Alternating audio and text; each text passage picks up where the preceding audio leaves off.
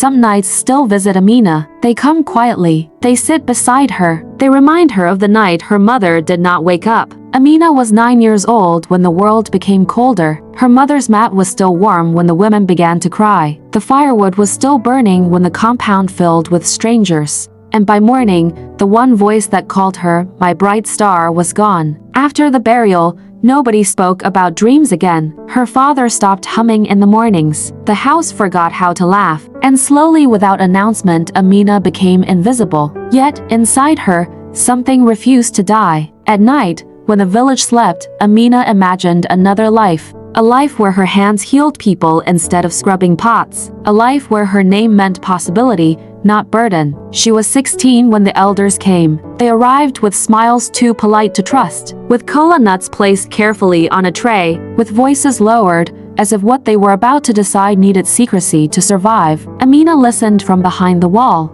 She is ready, she is wasting, she will save this family. Her name was spoken many times. Her voice was not spoken once. The man they chose for her was 50 years old. His beard was gray. His hands shook slightly when he counted money. He had lived long enough to be her father, long enough to be her grandfather. That night, Amina cried until her chest ached. Her father did not look at her. This is how life is, he said. Endure it. The wedding day came dressed in colors that mocked her pain. Women sang. Drums spoke loudly. People said she was lucky. Lucky. As the door closed behind her in the old man's house, the sound echoed like a coffin lid. That was the moment Amina understood something terrible.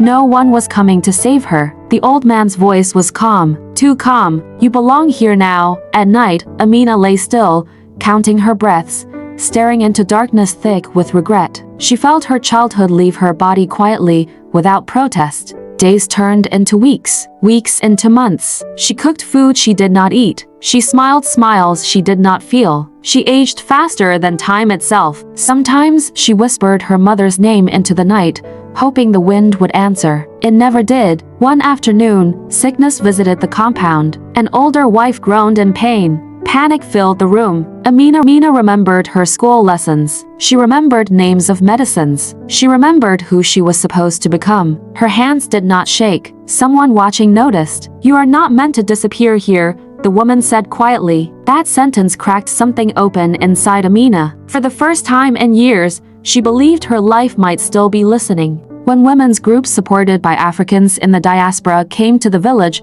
Amina stood at the edge, afraid to hope. But hope found her anyway. She wrote her story in borrowed notebooks. She hid letters inside wrappers. She risked punishment. And slowly, help answered. Leaving was not easy. It came with insults, with shame thrown like stones. But Amina walked anyway. Years later, Amina stood under a rising sun, wearing a uniform earned through pain. She spoke to young girls with steady eyes. She faced parents without fear. And she said, I was not saved by marriage. I was buried by it. Do not bury your daughters while they are still breathing.